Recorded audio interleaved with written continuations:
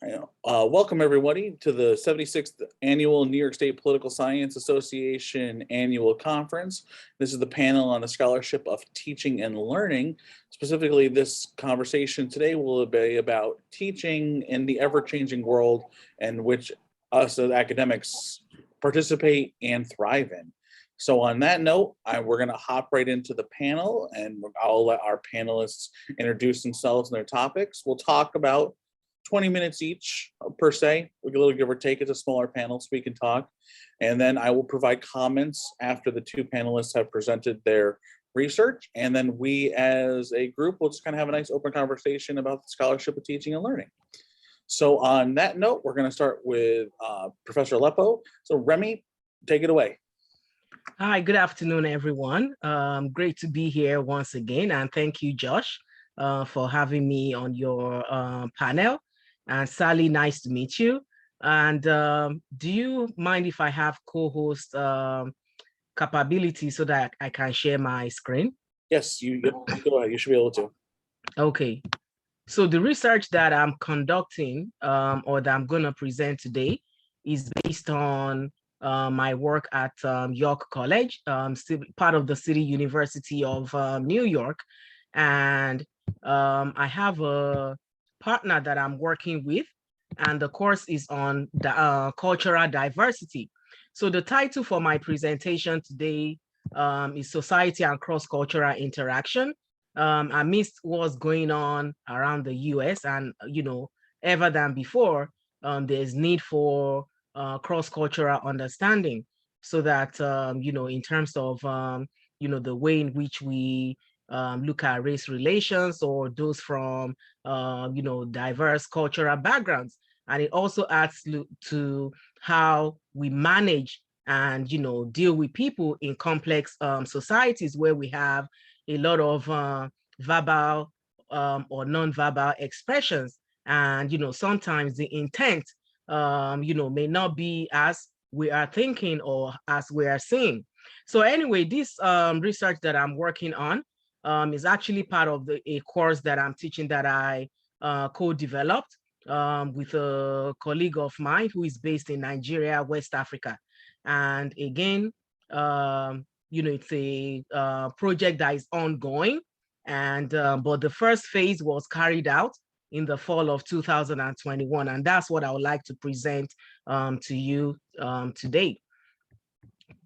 So the goal is for me to discuss the research. Last year, when I made my presentation in this same panel, I shared that I was working on OER content, which is open educational resource content, and ways in which to find meaningful content designed and developed for students. As we mentioned earlier, or as many people may be aware, it takes time for many students to be able to purchase textbooks or resources that will enable them to engage in learning or participate meaningfully in class discussions and assignments. And this past year, I was able to add another dimension to my open education resources, which I started developing some course content and resources for students. And I got into the collaborative online international learning, COIL, based out of, sponsored by SUNY, which is the State University of New York.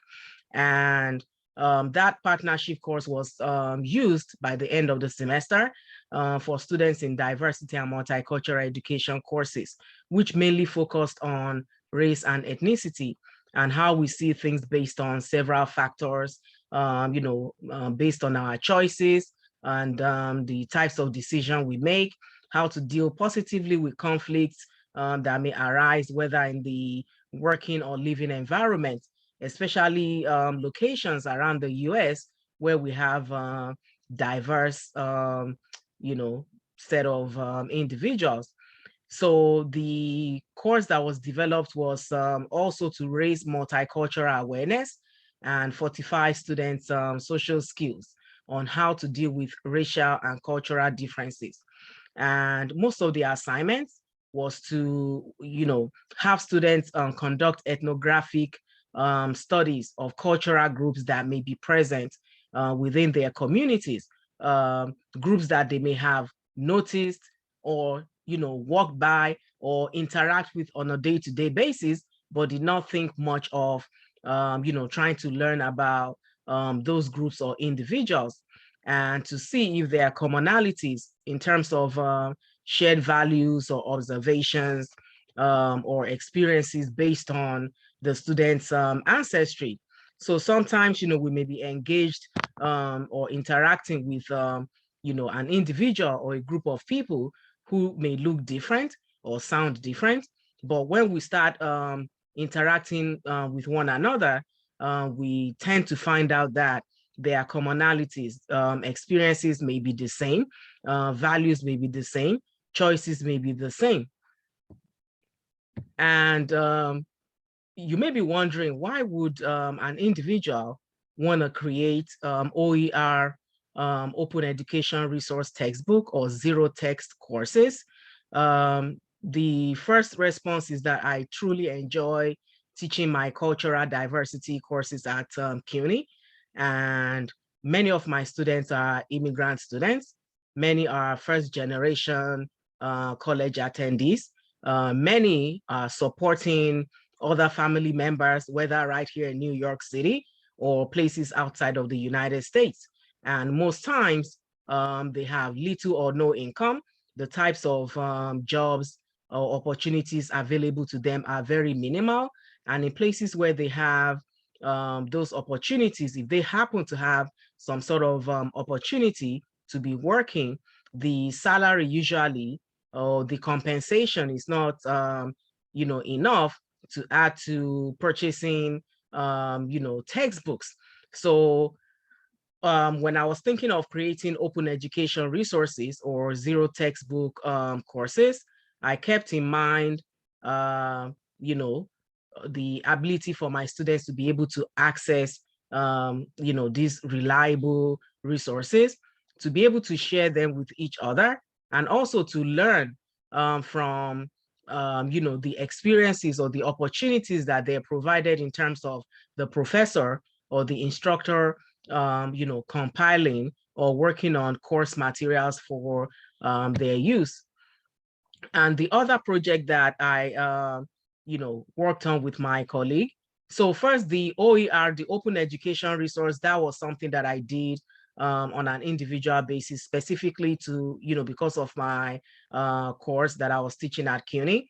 But the core project, the collaborative online international learning, was to find a partner in anywhere around the world. And I decided to work with an individual at a university located in Nigeria.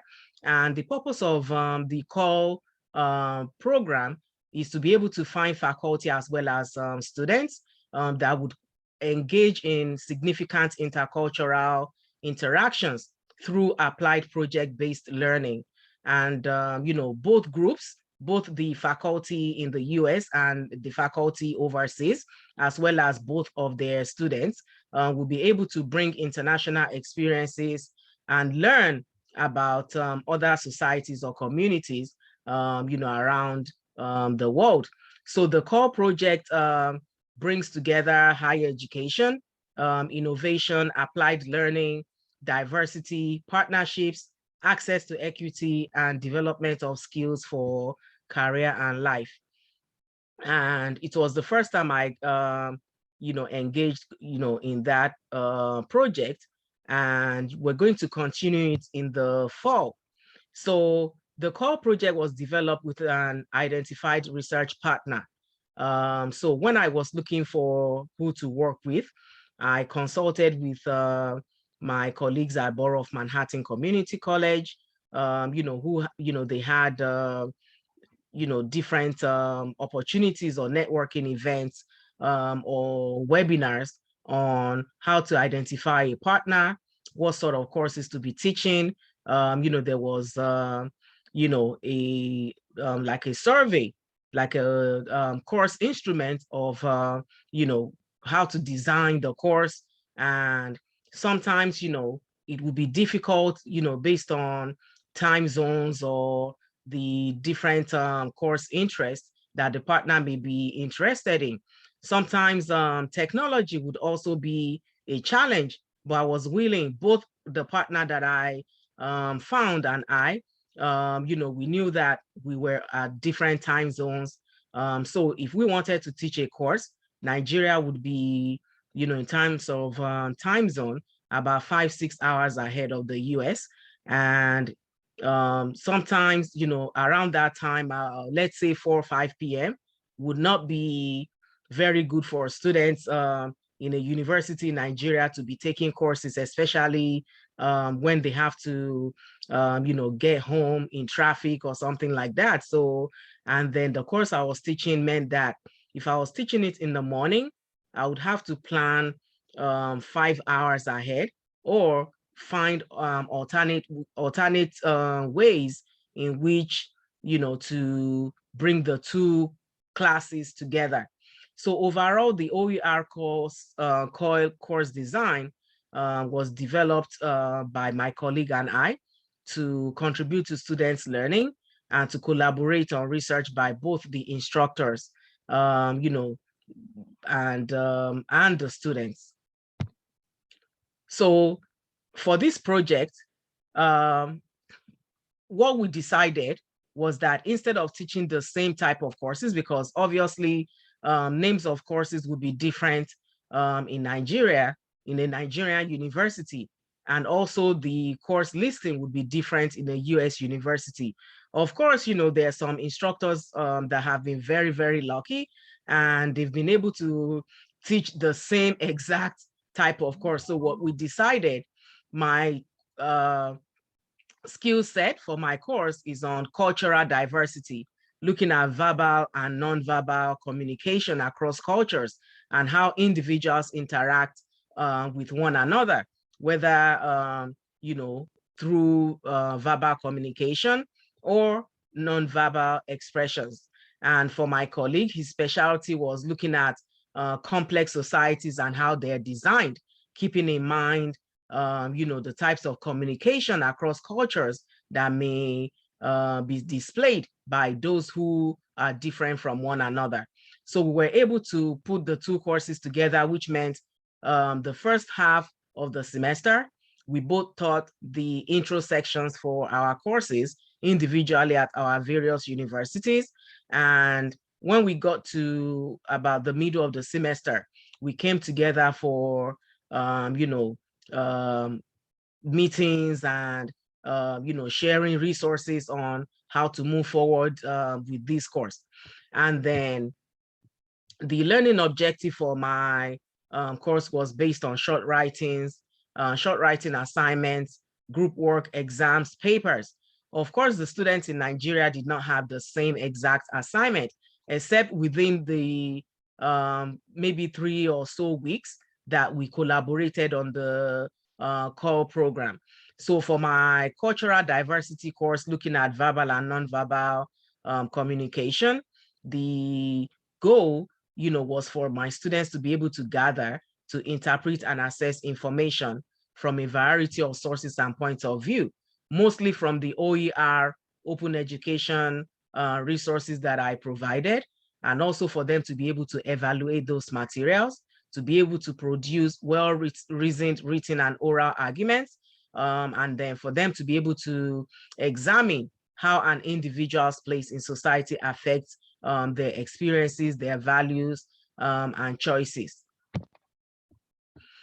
Now, for both instructors, we put together a compilation individually of recommended low-cost resources and free resources or open education resources.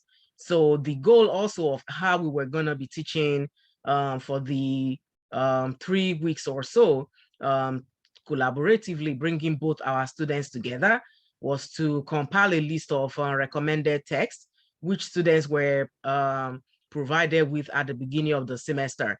And those who wanted to purchase the actual textbooks were encouraged to do so, but it was not a requirement. And the other requirement was that the class was online, so students had to be available if the instructor was designing zero textbook course where they saved you hundreds, of dollars. For example, my textbook for, that was recommended by my department by, anyway, was, I believe about $115. So, what the students had to do was for them to make sure that they were available online when it was time to learn. And the other requirement or the other recommendation of why resources were compiled and provided was that the course was a writing intensive course. And of course, students would need resources all the time. So what I based my cultural diversity course on was also from an open resource that I've been using for a number of years now since I started teaching at CUNY. And it's, the OpenStax sociology, and there's a chapter on culture. So usually at the beginning of the semester, we would start with that just for students to be able to imagine themselves in a diverse environment, or thinking of different types of people that they may have walked past, they may interact with on a day-to-day basis, but did not think deeper into who these people were in terms of their culture and the values they shared, or the choices or decisions that they made. So here's a brief outline of the overlapping themes for the cultural diversity course. As I just mentioned, we usually start with a question, what is culture? And, we have, I receive a lot of responses, from students based on their own, experiences or their own knowledge. We also look at cultural values. How do we learn our culture? Is culture something that is embedded, or is something that we see, or, something that we don't even know when we're doing it?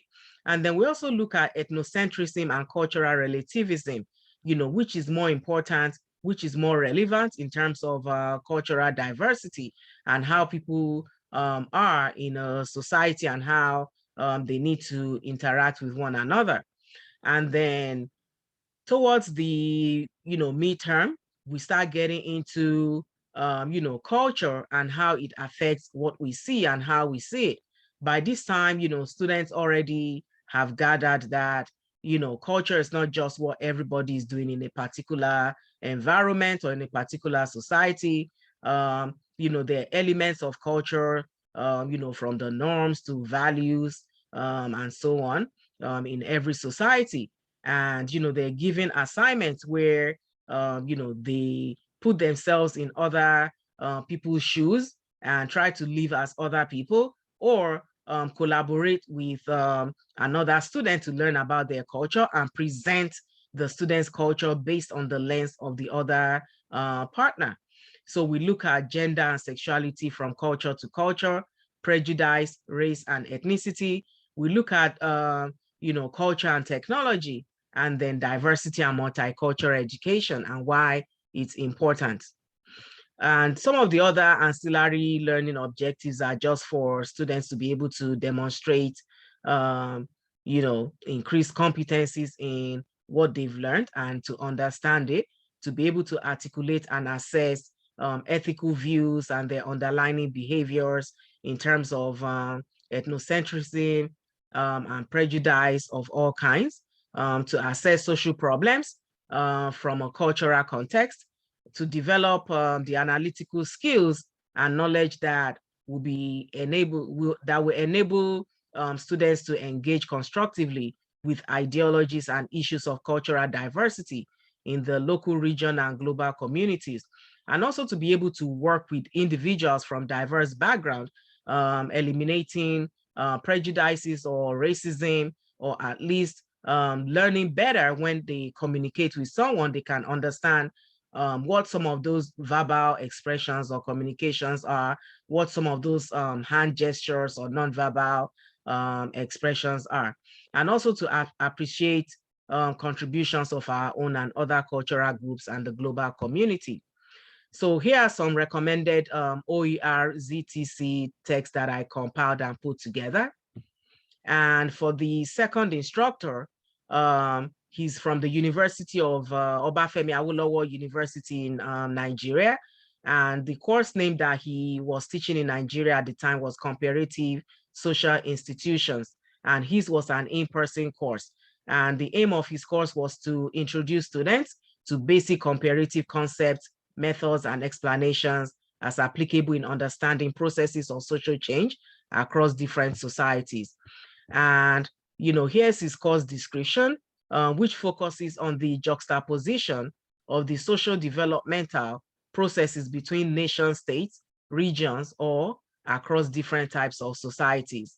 And he, taught the class at your college last semester in the fall, citing examples from Marxism, and his engagement in comparative methods to discover the general processes that underlie different social orderings in different societies. He also used the example of Max Weber, and he's most, as a notable sociologist who employed comparative methods to understand variance, differential attributes to depict how the similarities between cultures explain the different social orderings that has emerged around the world. And his course objective was to understand how sustainable development could be advanced at a cross-societal level, to explain how stages of societal development evolve, and to provide relevant remedies to identifiable social incongruences. And here are some of his textbooks, that are produced by him, and they are low-cost textbooks. He doesn't have yet, I think in the fall, he may be able to, when we continue the course, he's gonna, develop some OER content over the summer. And for the phase 2 of the course, we'll be able to share. But for my course, mine was completely OER, zero textbook course. There were some books that were recommended, just like from my project partner. And at the end of the semester, what we did as part of the core project, was to have students compile a list of annotated resources that promoted society and cross-cultural understanding and diversity, inclusion, multiculturalism, and racial equity. In addition, there were 2 collaborative lectures in week 7, which I lectured on society and social interaction, and then one in week 10 by my colleague, in Nigeria, who lectured on cultural relativism and ethnology. And then what we both did in week 8 and 9 was to have both our students interact with each other on verbal and non-verbal communication, and to examine literature together through individual assignments, where they were able to engage, collaborate, on the understanding of diverse, complex societies based on the lecture from the partner instructor. And at the end of the semester in week 15, students were to compile a bibliography on cross-cultural verbal and non-verbal communication for my course. And together, jointly, they were gonna have a paper on how stages of societal development evolve.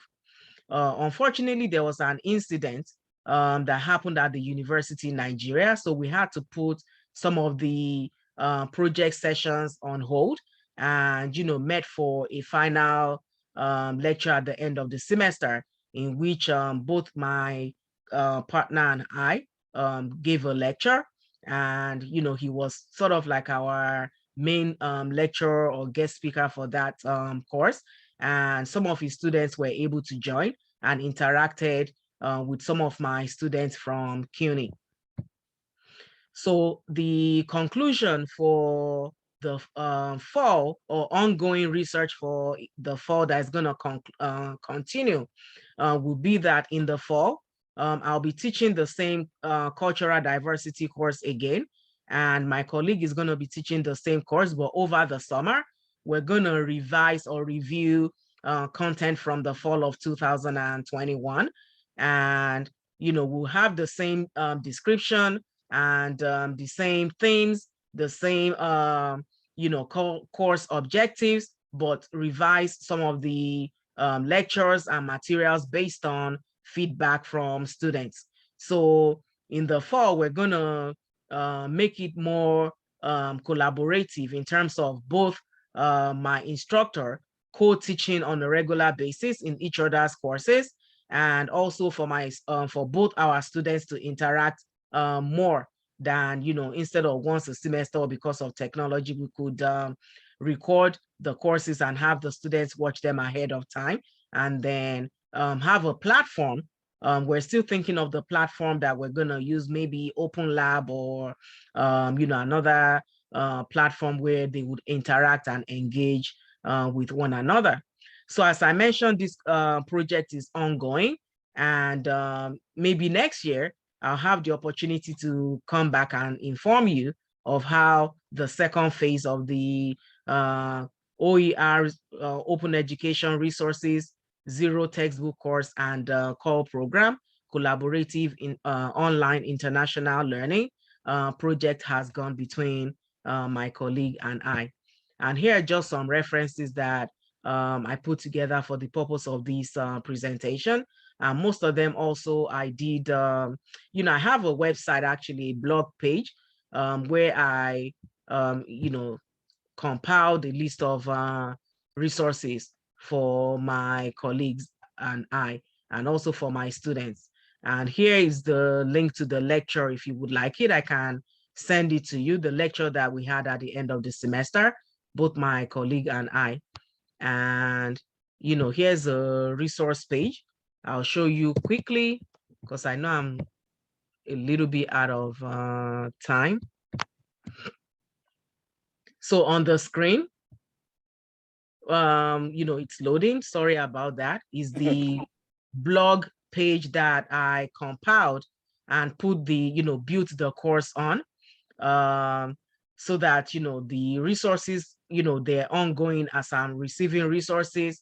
I'm sending, I'm posting them on this page so that my students will be able to have access to continuous OER resources. Many times, we also have semester by semester student presentations on there. And this has helped other students to be able to have ideas on what to work on, in terms of their own projects at the end of the semester. So here's the page, and it's built to have open education resources, content and material. I'm very sorry, my internet is a little bit slow, so it's not, picking up that fast. But, if you would like the page, to look at it later, here's the link up here. And with that, thank you so much for your attention. And it's been a pleasure making this presentation here on society and social interaction, and looking at ways in which we teach cultural diversity, especially in regards to verbal and nonverbal communication amongst people from diverse places who live in a complex society. Thank you very much. Excellent, thank you. Because it's kind of such a small panel, I can make my comments now, my questions, honestly, so feel a little more organic. First, I think it's fascinating, right? I just think it's interesting to have those cross collaborations. In your kind of opinion, how do you think it went the first time? The first time I was a little bit nervous. What I did 2 years ago was to have a project by myself, to work on OER courses, resources for my cultural diversity courses and other courses I was teaching at CUNY. So it was okay because I was working, by myself and just reporting to the coordinator, and also, maybe the chair of my department. But then when I started, I was so excited to work on this OER call project with this partner from Nigeria.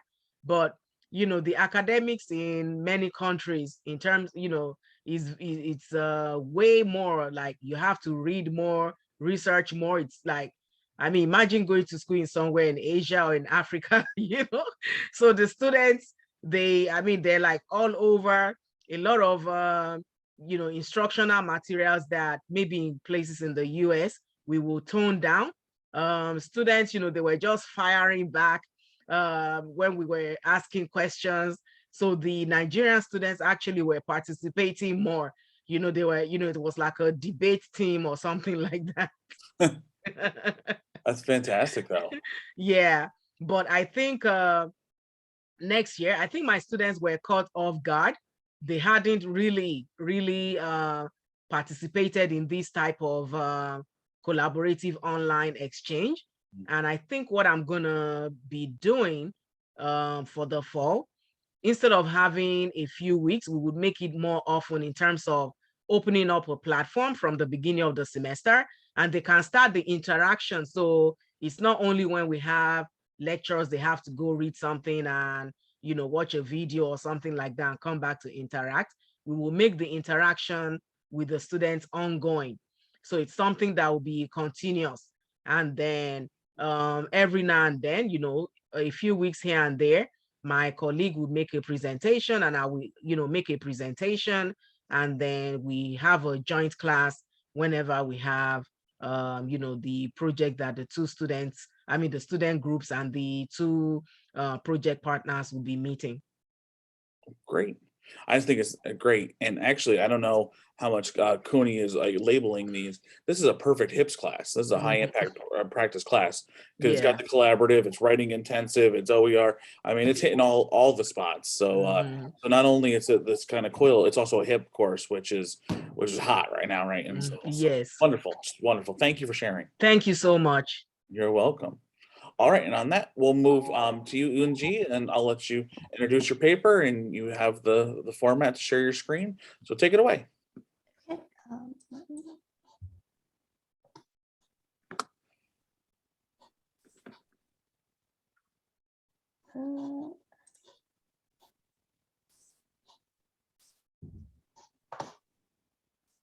Okay.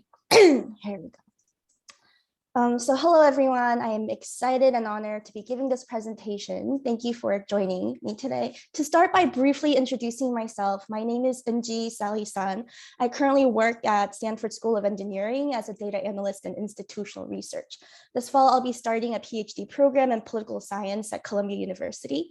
Today, the title of my presentation is Using Data and Storytelling to Promote Diversity, Equity, and Inclusion and Reduce Polarization. So in sum, I'll be using my reflections and lessons I learned from my time as an undergraduate student in political science, master's student in quantitative methods in the social sciences, and then as a data analyst at engineering. Using those lessons and reflections, I will share how institutions such as government and universities use data to promote democratic values such as diversity, equity, and inclusion.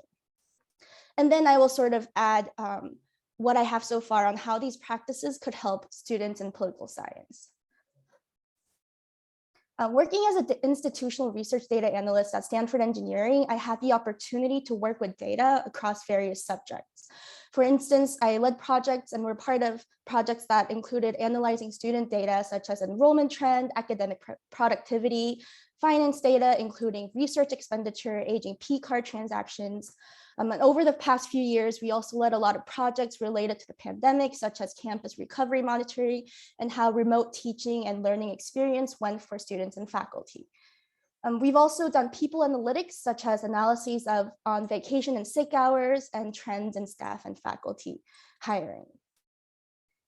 And what I learned was that whether the project was for operational, administrative, or for academic reasons, many of these projects supported diversity, equity, and inclusion initiatives of the School of Engineering in one way or another, as well as belonging and justice.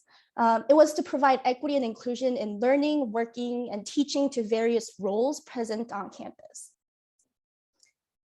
My largest takeaways from this reflection was that data science process does more than simply monitoring the institution's progress and diversity initiatives. It was more than counting how many female students are enrolled at Stanford School of Engineering, more than how many female faculty are hired. The process of data science itself could directly support democratic values. So here is my attempt to simplify the data science process and how we collect, clean, explore, model, and communicate our data affects people and their communities. And during during each stage. And as a result, how we conduct these steps determine whether the process could be democratic or not. And here I also want to sort of suggest that supporting DE&I with data could apply to fields outside of higher education and outside of institutional research. The applications of data science can be found in biomedical industry, marketing, public opinion, social media, human resources, civic data, and artificial intelligence. So in many of these cases, we're collecting data about people, about customers, about voters. If not, we're collecting data for the people, for people to make savvy financial decisions, for people to benefit from AI assistance.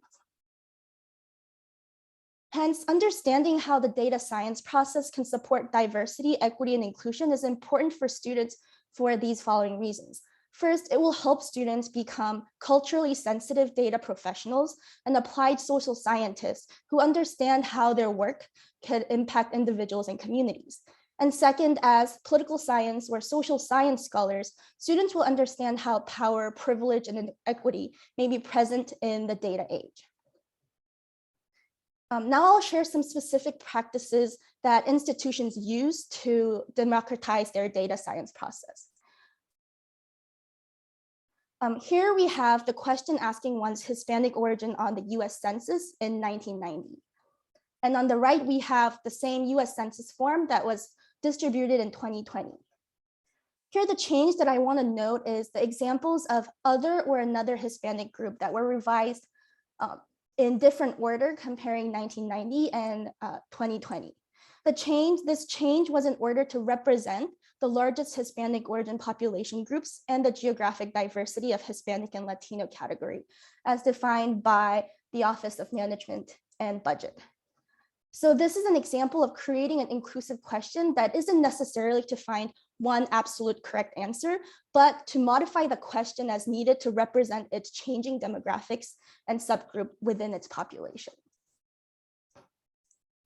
Next is the question asking for one's racial identity on US Census. In 1990, the change that was made from 1990 to 2000 was that in 1990, the question asked respondents to choose one and only one race. In 2000, people were given the option to choose one or more race identities. And what this little change has led to is sort of like discovery of new data. So the census taken in 2000 showed that the US population on April 1st, 2000 was around 280 million people. And of the total, 6.8 million people, or 2.4%, reported more than one race. And this sort of, I wouldn't say that this, some people might look at the data from 1990 and 2000 census thinking that people who identify as two or more races started appearing in 2000. However, I think this was more to capture the data and provide representation to the subgroup of population that didn't necessarily have the option to provide their voice and identity.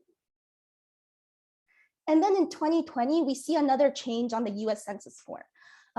In 2020, census provided a text box for all race categories so people can print origins or details about their race.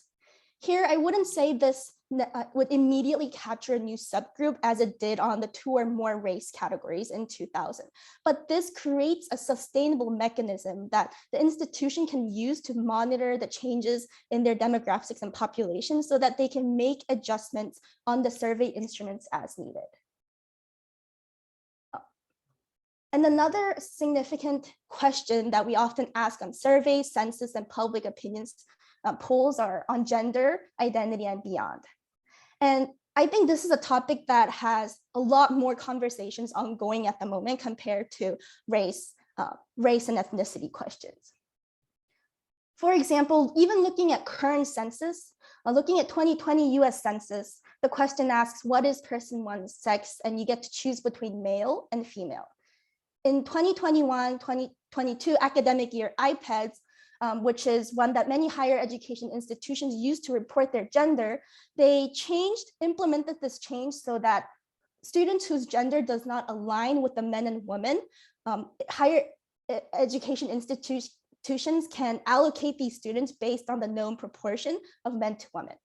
In many common cases, though, to avoid having to allocate these students based on these proportions, universities will decide to ask questions providing only 2 options so that the students can choose to opt into one of the 2 categories. One of the changes that I noticed on the General Social Survey, which is a data set that I personally used for my master's thesis, is that in 2021, they moved from providing only binary options and provided an option to also select transgender or none of these. I think higher education, because students are a lot more involved in how they're represented, have done a lot more in providing inclusive questions around gender identity, which identities surrounding gender can range from gender identity, gender expression, sex assigned at birth, who they're physically attracted to, and who they're emotionally attracted to. And one of my favorite examples is University of California's undergraduate experience survey, where they ask all 4 different types of characteristics related to gender, including current gender identity, current sexual orientation, sex assigned at birth, and their gender expression on campus. So these questions, the changes in these questions provide students and individuals to have an opportunity to have their identity represented. And when they see an option that they more relate to, it'll actually lead to a decrease in non-responsiveness as well. And the next part is balancing data privacy and representation. So data collected from individuals, particularly at an institution smaller than government, such as universities, classrooms, and courses, should not be shared at the cost of their privacy. At the same time, people may want their voices to be represented and heard through these data, and actions to be taken after hearing what they have said on these survey forms. One way is always having these privacy and disclosure statement at the beginning of surveys and experiments, letting them know that they can voluntarily opt out or skip questions, and informing participants on how their data will be used. More beyondly, I sort of came up with the circle of values that can promote and balance privacy and inclusion. One is what many surveys are already doing, is allowing people to self-report their identity, their characteristics, their thoughts and opinion. And second is providing privacy, ensuring that there is a mechanism in place to protect people's identity. Third is providing consent, allowing people to voluntarily opt out of surveys and experiments. And fourth is awareness. When people are aware that certain subgroups exist already, when people are aware that, for example, there is harassment, there is discrimination on campus, then the public will be more open to accepting those results, even if they might not be as positive as we had thought before. And the last two is trust and culture. Individuals should be able to trust whoever is running the survey, whether that's institutional research, faculty, researchers. And lastly, and the most important thing is, I think, culture, sort of using asset framing mindset on provided when we deliver results on certain subgroups, rather than focusing on what people are lacking and the deficits of people. By celebrating their achievements, by celebrating their assets, people might become more comfortable in sharing their identity and experience as minorities on campus and in other institutions. So once we have collected these data, we like to tell stories with them. And I think this is a part where people are involved the most, humankind are involved the most, and hence could lead to a lot of different results. So the biggest question in delivering a story with data is, which story do we deliver? This famous picture of a glass, looking at this glass, some might say it's half full with water, some might say it's half empty. Some others might say it's full because it has half air and half water. Similarly, when we deliver stories about students and individuals, without sharing actual numbers or even this visualization, using this graph, we can say that the number of female students have doubled from year 1 to year 2. But we can also deliver that the share of enrolled students who identify as female have stayed consistent at 25%. So I think it's always important to think of all the other stories that you could deliver using the same data set. And it's important for students and data professionals to be aware that from the same data set, multiple stories can be delivered. Another example that on the data that I actually collected using publicly available source is the number of department chairs and senior and deans, faculty deans at Stanford who identify as women. And looking at this, the quantitative data may show that here SOE refers to School of Engineering, and looking at department chairs, we can deliver fact that 67% of department chairs at School of Engineering are women. However, without qualitative data on how this affects faculty members' productivity, their teaching, their work and life balance, and whether they were, how they feel about being department chairs, we can't provide further insight on what it means to have 67% women department chairs. And the last step is once we tell the story, institutions take actions on data. At Stanford, by collecting data on its population and thoughts and opinion and experience of various subgroups, Stanford is currently running its initiatives called an ideal learning journey: inclusion, diversity, equity, and access in the learning environment. And I think this is the stage where it's very important for us to bring people who don't work with data and who don't necessarily know the process of data science. By educating and promoting data literacy to all the community members, we can sort of achieve these results using diversity data. For example, initiative of community board on public safety, or using the data that we got from survey, raising awareness on what we need support on, and receiving foundational gift for Asian American Activity Center. And currently Stanford is on its way of including students to sort of decide what sort of pronouns we would be using, what sort of how the school will be recording pronouns and data around gender identity across university system. So lastly, the three main takeaways that I had from working as an institutional researcher is first, bring an asset framing mindset, and second, invite and empower other domain experts during the data science process, and lastly, mix and match quantitative and qualitative data. Here are some of the references that I used for this project, and I believe the content of promoting democratic values using data science can be covered in both method curriculum or a substantive curriculum looking at how data age affects modern democracy. And that is what I have so far on my project. Thank you.